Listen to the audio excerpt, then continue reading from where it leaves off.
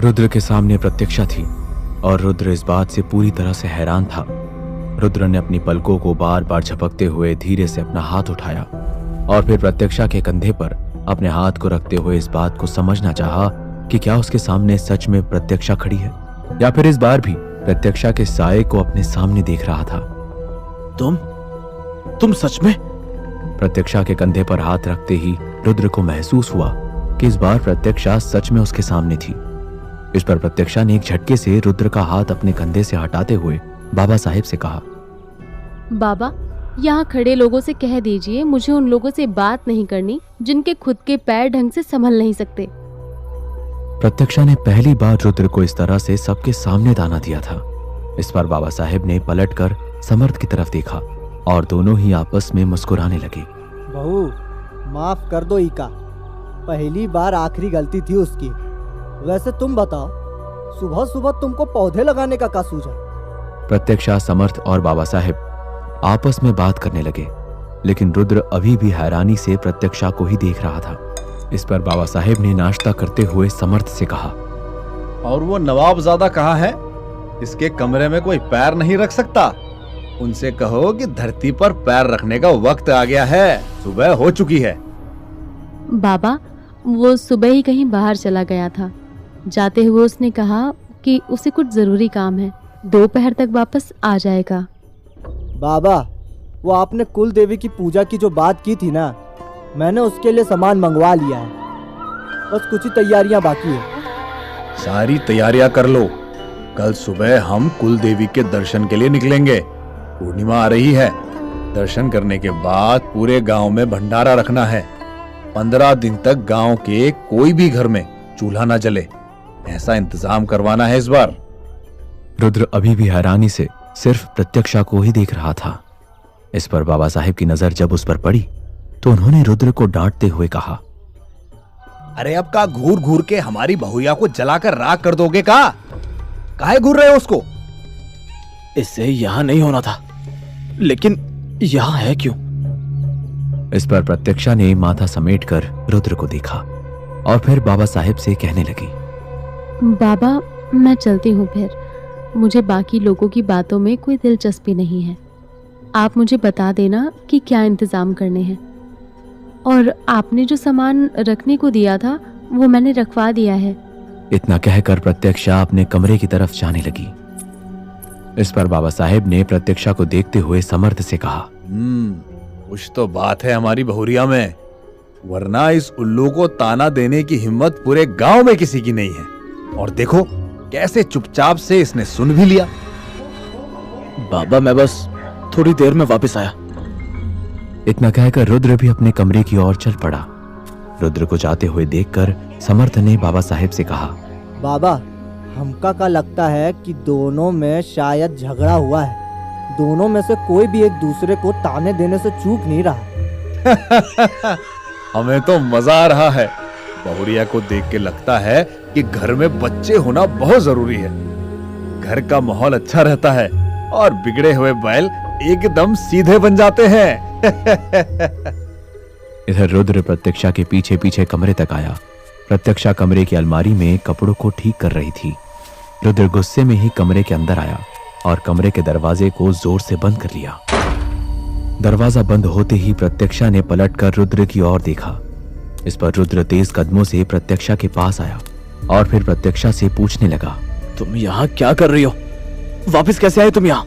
तुम्हें समझ नहीं आता क्या कि यहाँ नहीं आना चाहिए था? मैं भी नहीं आना चाहती थी, लेकिन बस इतना याद रखना कि मैं यहाँ वापस नहीं आई हूँ। मुझे यहाँ लाया गया है। क्या बकवास कर रही हो? लाया गया है? इसका क्या मतलब है? कौन लाया है तुम्हें? कार्तिक लेकर आया है मुझे यहाँ वापस। रुद्र अब और भी ज्यादा हैरान था, क्योंकि वो प्रत्यक्षा को शहर छोड़ने जा रहा था। इस बात की खबर किसी को भी नहीं थी। खुद प्रत्यक्षा भी नहीं जानती थी कि रुद्र उसे कहाँ ले जा रहा था।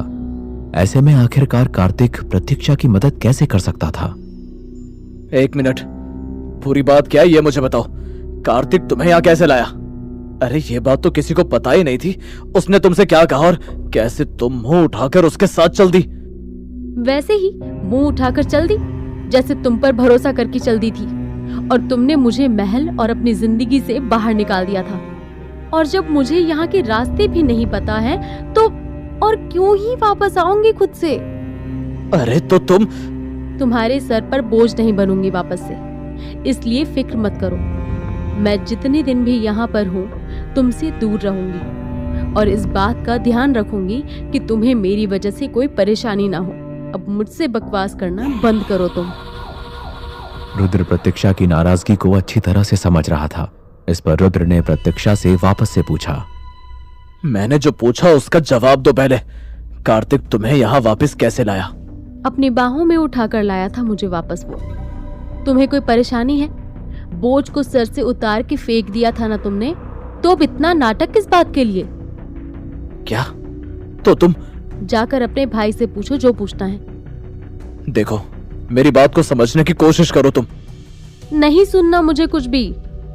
प्रतीक्षा ने रुद्र की बात का जवाब दिए बिना ही वापस अलमीरा के कपड़े को ठीक करने लगी। इस पर रुद्र ने प्रतीक्षा के हाथ को खींचते हुए उसे अपनी ओर मोड़ा और फिर उससे कहने लगा, मेरी बात ध्यान से सुनो। अगर मैं तुम्हें यहाँ से भेज रहा था तो उसकी एक वजह थी। मुझे पूरी बात बताओ, उसने तुम्हें क्या कहा और तुम्हें वापस यहाँ पर कब लाया वो? अपने हाथ को रुद्र की पकड़ से एक झटके से छुड़ाते हुए प्रतीक्षा ने गुस्से में ही रुद्र को पीछे की तरफ धकेल दिया। मुझसे इस तरह से बात मत करो। बोझ हूं ना मैं? तो जाकर अपनी आजाद जिंदगी जियो तुम। मुझसे बात करने की भी जरूरत नहीं है। और हाँ, एक बात और सुन लो तुम। अगर अपने दिल की बात साफ साफ नहीं कह सकते हो तो खाक मर्द हो तुम। और तुम्हें अगर इतनी तकलीफ है मुझसे तो मैं किसी और के कमरे में रुक जाऊंगी। रुद्र ने गहरी सांस लेते हुए पहले तो खुद को शांत किया और फिर प्रतीक्षा को समझाते हुए कहने लगा, देखो, जैसा तुम समझ रही हो वैसा कुछ भी नहीं है। मेरी बात समझने की कोशिश करो। वो सब मैंने इसलिए कहा था कि तुम यहाँ से चली जाओ। ऐसा नहीं है कि तुम मुझ पर बोझ हो या मैं तुमसे परेशान हो चुका हूँ। प्रतीक्षा ने रुद्र की बात को नजरअंदाज करते हुए खुद ही बड़बड़ाते हुए कहा, पहले मुझे भी यही लगता था, लेकिन उस दिन तुम्हारे मुंह से ही सारी बातें सुनकर मेरी आंखें खुल गईं। और फिक्र मत करो, तुम जहाँ पर भी होगे मैं उस जगह से हट जाऊंगी और तुम्हें मेरी फिक्र करने की जरूरत नहीं है। वैसे भी अगर तुम्हें याद हो तो तुम्हें बता देना चाहती हूँ कि तुमने खुद अपने सारे रिश्ते मुझसे तोड़ दिए थे, और वो रिश्ता भी किस काम का, जो बस जबरदस्ती जोड़ा गया था, जिसमें तुम्हारा दम घुट रहा था। तो अब तो तुम्हारे ऊपर मेरी कोई जिम्मेदारी भी नहीं है, तो बस अपनी जिंदगी जियो जिसकी चाहत है तुम्हें। तो तुम अब कार्तिक की बात पर ज्यादा भरोसा करोगी? तुम उसके साथ वापस आई और जैसा कि तुमने बाबा से कहा कि उसने तुम्हें बताया कि वो कब आएगा, ये चल क्या रहा है? तुमसे कहा था ना मैंने कि बाकियों की बात पर भरोसा मत करो, दूर रहो उनसे। तो जिस पर भरोसा किया था उसने कौन सा मेरा साथ दे दिया? उसने भी तो बीच रास्ते में मुझे छोड़ ही दिया था ना। तो फिर क्या फर्क पड़ता है कि किस पर भरोसा करूं या किस पर ना करूं? इतना बोलते हुए प्रतीक्षा वापस से अपना काम करने लगी और रुद्र कमरे से बाहर जाने लगा। लेकिन अचानक ही रुद्र के कदम रुक गए। उसे याद आया कि बाबा साहेब ने कहा था कि प्रतीक्षा ने रात में काफी मुश्किलों से उसे संभाला था। रुद्र को एक बार फिर से याद आया कि शराब के नशे में उसने देखा था कि वो प्रतीक्षा के साथ था। रुद्र ने अपनी आंखों को जोरों से मींचते हुए अपने मुंह पर अपने हाथ को रख लिया और फिर गहरी सांस लेते हुए मन में सोचने लगा, ये क्या हुआ? कहीं मैंने शराब के नशे में कोई गलत हरकत तो नहीं कर दी? क्या वो सच में मेरे साथ रही या फिर मैं भ्रम में था? मैंने उसके साथ नहीं, वो तो मेरा सपना था ना, या फिर मैंने सच में वो सब इसके सामने बक दिया? अगर ये रात में ही वापस आई तो क्या रात भर हम दोनों साथ थे?